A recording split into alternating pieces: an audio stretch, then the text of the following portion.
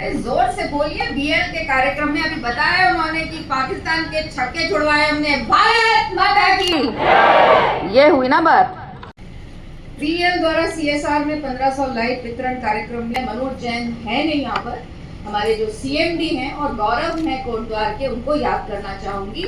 वो इस वक्त सीएमडी हैं बीएल के साथ मेरा पुराना संबंध है। श्रीवास्तव साहब पहले थे, वहां मैं गई, लेकिन मनोज जैन जी से जब मेरी बात हुई, उनसे मुलाकात तो नहीं हो पाई, लेकिन जब बात हुई तो उन्होंने खुद ही कहा कि मैं कोटद्वार से निकला हूँ तो मुझे कोटद्वार के लिए तो कुछ ना कुछ करते ही रहना है, मैं करता रहूंगा।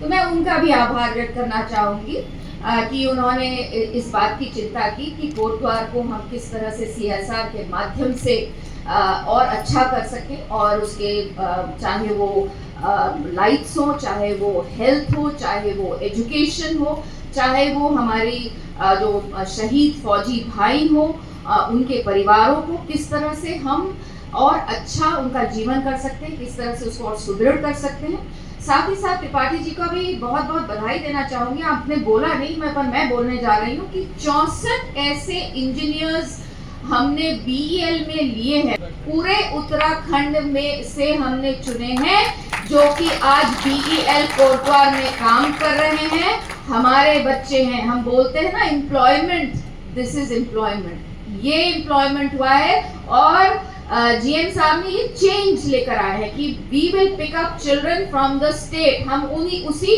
इलाके से बच्चों को चुनेंगे जिस इलाके में हमारी कर्म भूमि है, जिस इलाके में हम कार्य कर रहे हैं। और मैं खासकर, वैसे तो सभी को मैं मेंशन करना चाहूंगी, पर्टिकुलरली द लेडीज, जो अभी मेरे को जीएम साहब ने बताया, आप तो भैया बहुत ही जबरदस्त काम कर रही हैं साइंटिस्ट के रूप में, इंजीनियर के रूप में। इट इज अमेजिंग कि आप ऐसी पार्ट्स यहाँ बना रहे हैं जो अगर ना हो तो ऑपरेशन सिंदूर सक्सेसफुल ना हो। तो I am really proud of you. Of course क्योंकि कुकरेती जी का नाम मेंशन हुआ, इसलिए मैं भी मेंशन करना चाहूंगी। We are really proud of you and all the BL officers. बहुत बहुत गर्व महसूस होता है। जैसे कहा कि हम आपसे कटे रहते हैं, हम तो मानते हैं जो साइंटिस्ट और इंजीनियर होते हैं ना, वो वैसे ही कम बोलते हैं और कटे ही रहते हैं समाज से। लेकिन आपका एक दायित्व है, आपका एक कार्य क्षेत्र है, और उसमें आपको बहुत सेंसिटिवली काम करना है। तो it is extremely important and it is not easy. हम सबको आदत होती है, हम इतना सा काम करते हैं, खूब बखानते हैं, लेकिन आप वो नहीं कर सकते हैं।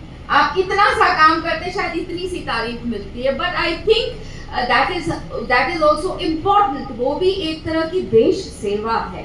आप देश सेवा करते हैं। जब हम चैन से कोटद्वार सो रहा था, क्योंकि आपका जो मिसाइल सिस्टम को रोकने का, मिसाइल को रोकने का जो सिस्टम था वो इतना तगड़ा था कि जब सुबह उठते थे तब पता चलता था अच्छा ये फलानी मिसाइल वहां गई थी, वो तो पहुंची नहीं, उसको वहीं खत्म कर दिया गया।